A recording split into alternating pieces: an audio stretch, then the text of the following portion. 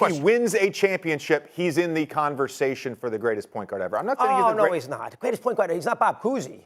He's not Bob Cousy. Cousy couldn't dribble with his left hand. Bob Cousy. You know, he was being guarded by plumbers and firemen. How many times have you heard that sentence? And a follow-up question. How many times did you hear that sentence come out of the mouth of somebody young and impressionable, or from the mouth of a modern-day player? Plumbers and firemen. Which I find funny because plumbers and firemen aren't anywhere near as soft as these players are today. I'm starting to hate everyone in the 90s that played basketball, that whole group, because they just think they shit don't stink. Right. Like, you got, Scottie Pippen and Dennis Rodman, both 6'7", both weigh 210. Talking about they're going to stop somebody in today's game. Like, nah. 6'7", 210, like you are a little guard in today's game. You guys are little guys. Can you imagine dropping LeBron in the 75? Like just drop LeBron now that you know in 75. I was like, bro. That's just, it's like they forget evolution. So they're like, well, this game's soft, they flop too much. I think it's more skilled.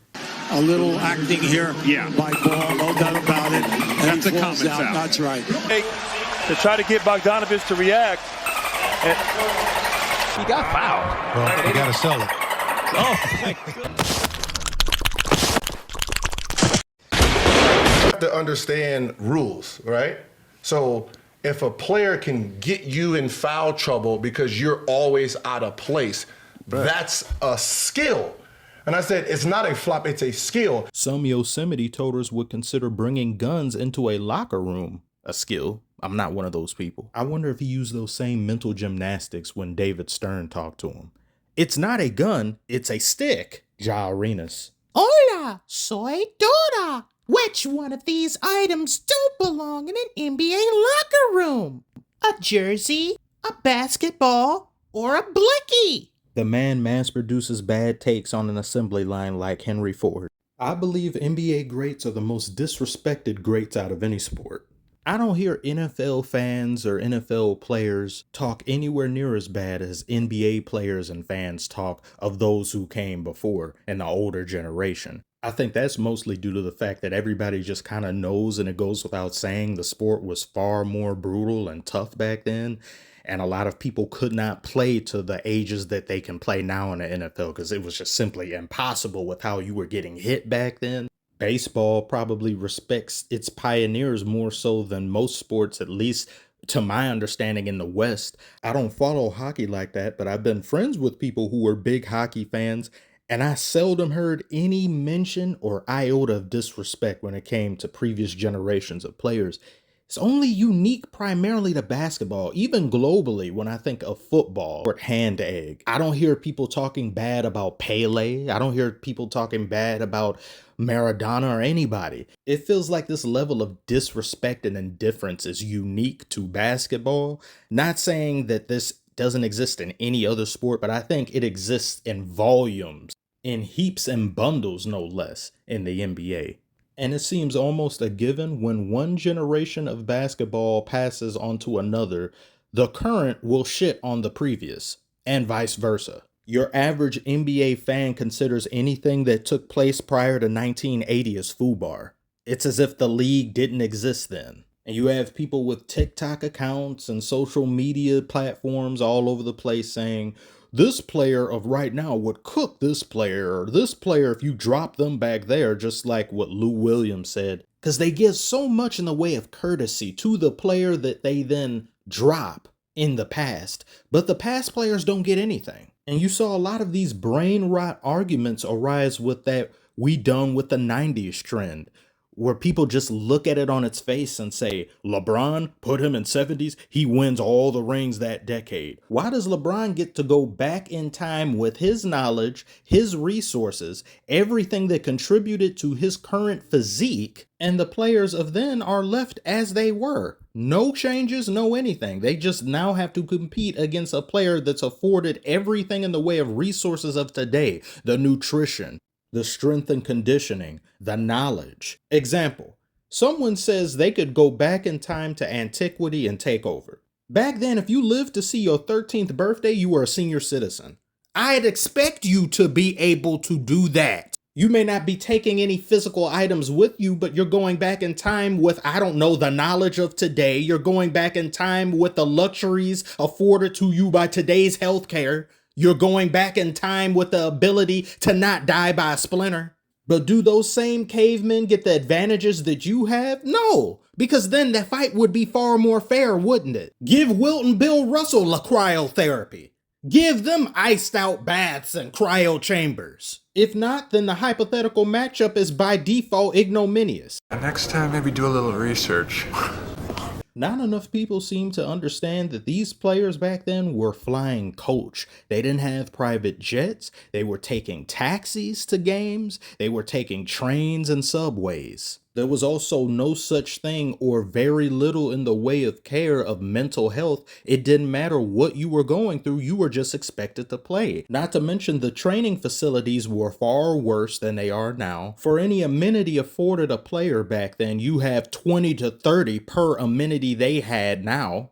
And they were being paid so significantly less than your average role player gets. Tobias Harris made more money in his career thus far than the entire league combined for certain years and stretches of decades. If you do that time travel scenario, all of those players there are at a disadvantage, no matter how good they were. No one tries to balance it out. Nobody tries to come up with a logical argument or think about these things because they just want the player they really like to be able to win. And they want to shit on the player they don't care about because that was so old back then. Barely anyone's playing. And nobody's going to sit here and pretend like every player back then was amazing and had tons of skill and they could do so much damage to the players of now. But we aren't going to sit here and pretend like we don't see the players of now lacking in basic fundamentals. We also aren't going to sit here and pretend there isn't a crack epidemic of three-point shooting in this league as opposed to back then where there was barely any. Even if you made them, you would get benched because they saw it as a circus shot. It was just a completely different game, different rules, different time. So for you to put a player of now back then, you got to contextualize this hypothetical matchup.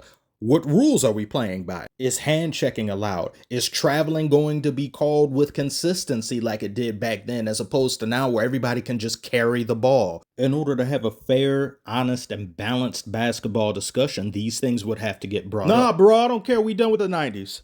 You can't talk to those people without losing IQ, but I can't sit here and pretend as though these individuals themselves aren't being reactionary to what some of the proverbial old heads have been saying for generations. No matter who steps foot into the league, no matter what talent they dazzle us with, oh my, look at that, never seen that. I've seen that before, that's old.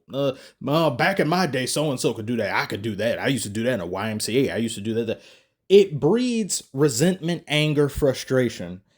So both generations clash and they can't have meaningful discussions without getting toxic about one another. I do think that's been a long-standing problem, and you wouldn't have had such a disrespectful brain-dead movement and we done with the 80s and 90s if not for the old heads constantly looking down on the new talent. It goes hand in hand in a way. You can say that happens with other sports, but I think it's far more telling and just a wound, an open wound that exists in the NBA more so than other sports. And some of these old highlight reels, you see Bill Russell, you see Wilt Chamberlain. Are people honestly going to sit here and say those two guys couldn't get in a time machine and come to today's game with all of the luxuries that's afforded with these players today and not be as good as a lot of the stars that we have now? I'm limited by the technology of my time. Imagine cryo ice chamber therapy chef Ramsey nutritionist enhanced Wilt who could load manage and doesn't have to play 82 games with today's baddies? That's the greatest player of all time.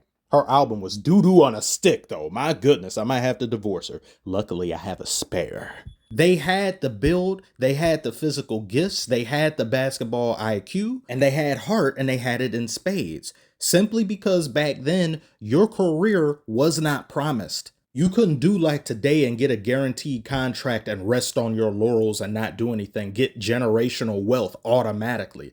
Even the contracts of then weren't good enough to last them a few years. They had to keep themselves focused. They had to be ready and primed no matter what. It wasn't something to be taken lightly or shrugged off. Now you have players who can barely even step foot into high school and they're given golden promises. You're going to get this. You have this sneaker deal. You've got big social media presence.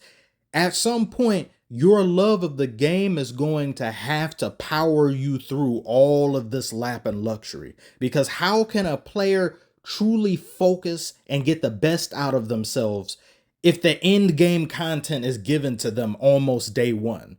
What's the point of even trying anymore? I'm set for life. Unfortunately, that's a byproduct of how big basketball has become. But I find it highly unfortunate that the lifestyle of what the game provides you rather than the game itself is the primary motivation and objective for a lot of new players coming in. These debates are always going to be a part of any sport. It's just with the NBA and basketball, it seems to do more so to bury the previous people who came before, who set the stage for those of now who laid the foundation, rather than appreciate both eras and what they had to offer. Just imagine you yourself being an NBA great, having done so much for the sport, helped making it global, just for somebody with TikTok accounts to talk about how trash you were and you couldn't do this, that, and the other, and you're a bum, you're a firefighter, you're a plumber.